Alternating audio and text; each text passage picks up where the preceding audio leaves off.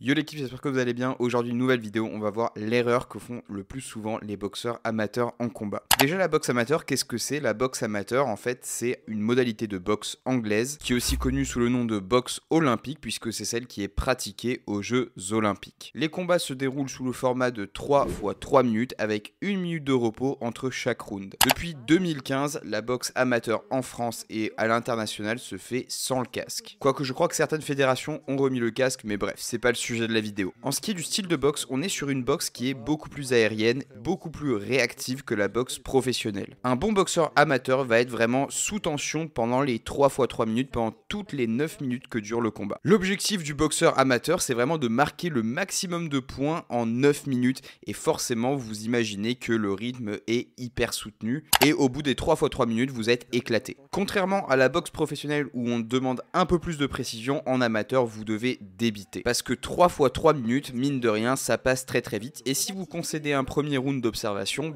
vous êtes sûr que ça va être très compliqué de revenir derrière. Vous devez prendre absolument tous les rounds. L'erreur principale, c'est que beaucoup trop d'amateurs boxent comme les pros. On le dit souvent, la boxe amateur, ça se distingue largement de la boxe professionnelle. C'est limite deux sports qui sont complètement différents. En amateur, comme je vous l'ai dit, la boxe est plutôt aérienne et en professionnel, la boxe est plus posée. Les boxeurs professionnels vont vouloir faire très mal. Et pour ça, ils ont les appuis bien ancrés dans le sol et ils vont envoyer des frappes beaucoup plus précises et beaucoup plus lourdes. Et on le sait, les boxeurs professionnels qui reviennent en amateur pour les Jeux Olympiques, comme ça a été le cas cette année avec Sofiane Oumia, Riyad Labidi et j'en passe, ont eu quand même plus de mal à s'adapter à la boxe amateur parce que c'est un format qui est plus court et plus condensé, dans lequel il va falloir vraiment être beaucoup plus explosif et faire l'impasse sur tout ce qui va être round d'observation. Faut rentrer directement dans le vif du sujet. Moi-même, quand j'étais en amateur, j'avais ce problème-là. Je commençais trop lentement, j'arrivais trop lentement dans mon combat et forcément, je perdais un round. Et c'était pas un problème de cardio ou quoi que ce soit, c'était vraiment un problème dans ma tête. En fait, je m'étais entraîné à plus de rounds que ce que je devais faire. Et à la fin du combat, je faisais mon 3x3 et j'étais pas forcément plus fatigué que ça. J'avais quasiment rien fait. Et y a pas pire sensation que ça, que d'avoir terminé ton combat, de pas être fatigué, de se dire merde, j'ai perdu et j'aurais pu donner tellement plus. Donc pour éviter ça, j'ai quelques solutions que j'ai mis en place avec l'expérience, avec la pratique. Et la première, c'est évidemment de donner plus de coups. Mais comment on va savoir qu'on donne plus de coups? Première solution, c'est un entraînement que je vous conseille de faire au sac. Sur 3 x 3 minutes, vous demandez à quelqu'un de prendre un compteur de répétition par exemple. Ça se trouve très facilement sur Google Play ou sur le Apple Store. Et avec ce compteur, sur les 3 x 3 minutes, votre partenaire d'entraînement va compter le nombre de coups que vous donnez. Ça paraît très basique et très bateau, mais ça fonctionne parce que vous donnez plus de coups, donc forcément vous avez un volume de coups qui est plus important. Et sur un combat, ça se traduit simplement par le fait de donner plus de coups sur les 3 rounds. C'est tout bête, mais c'est comme ça que ça marche parce que dans la tête des arbitres, vous donnez plus de coups, donc forcément vous avez une domination plus importante sur l'adversaire. Parce qu'en amateur, on va juger plutôt à la domination. Le système de points, il est parti en live et les juges, ils apprécient le combat de manière plutôt subjective. Et ça va être surtout le boxeur qui avance et qui impose une certaine domination et qui impose un rythme qui va être favori. Ensuite, deuxième astuce, c'est de regarder des combats de boxe amateur. Je sais, la boxe pro, ça peut faire rêver, mais il faut quand même se rappeler qu'on est en amateur et l'amateur, c'est très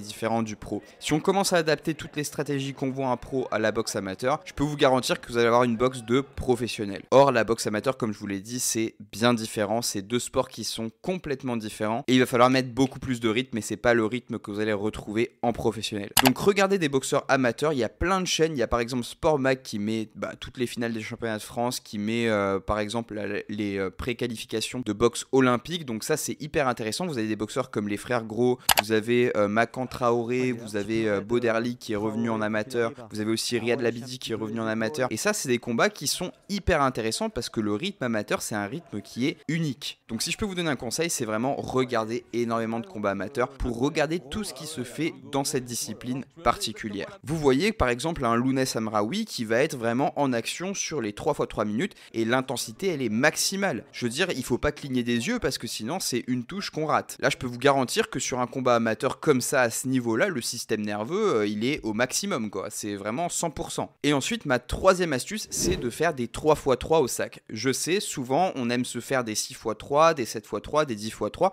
mais il faut aussi voir le rythme rythme qu'on met sur ces rounds là. 6 x 3, forcément on va se dire bon on a 6 rounds donc on va y aller plutôt tranquillement. Alors que le fait de se cantonner à 3 x 3 minutes au sac, on va se dire il faut mettre l'intensité maximale, c'est ma zone de travail, c'est là que je dois tout donner, je dois être vide à la fin. Pour être bon dans un domaine en particulier, pour moi il n'y a pas de secret, il faut travailler dans ce domaine particulier. Physiologiquement parlant, vous allez avoir des efforts en 3 x 3 minutes en combat que vous n'allez pouvoir reproduire que en faisant 3 x 3 minutes au sac. Il n'y a que de cette manière-là que vous allez pouvoir appréhender les efforts que vous allez retrouver en combat ou en sparring en faisant un 3 x 3 minutes. En faisant plus de rounds, vous allez rentrer dans le mode économie d'énergie et vos rounds seront beaucoup moins productifs. Ça va se répercuter sur toute votre logique d'entraînement et aussi sur votre logique dans le combat. On va vous dire 3 x 3 minutes et vous allez partir comme si vous faisiez plus de rounds. Donc jouez le jeu, bon à l'entraînement je sais vous suivez le programme du coach, mais chez vous si vous avez un sac de frappe, faites vraiment cet effort là de vous faire une séance type. Donc par exemple vous commencez, vous échauffez, vous faites un peu de corde à sauter, vous faites un peu de shadow et de là vous partez et vous envoyez 3 x 3 minutes à bloc au sac. En fait c'est exactement le même schéma que si on était en compétition. Ça se passe comme ça, vous arrivez, vous êtes dans les vestiaires, vous vous préparez, un peu de shadow, un peu de corde à sauter, vous faites monter un petit peu le cœur histoire de quand même monter dans les tours rapidement et quand vous arrivez en combat c'est là qu'il faut performer à mort. Faut quand même que l'échauffement vous fasse un petit peu monter dans les tours pour pas être surpris du niveau d'intensité que vous allez retrouver sur le ring. Donc petit échauffement qui vous fait monter un petit peu dans les tours et puis après on attaque le corps de séance qui va être 3 x 3 à bloc au sac. Après un petit peu de renforcement musculaire, un petit peu d'abdos etc. Vous relâchez, vous vous étirez, basta, c'est terminé, vous avez une séance qui est hyper effective sur le plan physiologique. Donc voilà, c'était mes 3 astuces pour pallier justement à ce problème là qui va être assez récurrent chez les boxeurs amateurs. Si vous avez d'autres solutions, n'oubliez pas de les mettre dans l'espace des commentaires et moi je vous retrouve dans les vidéos qui suivent.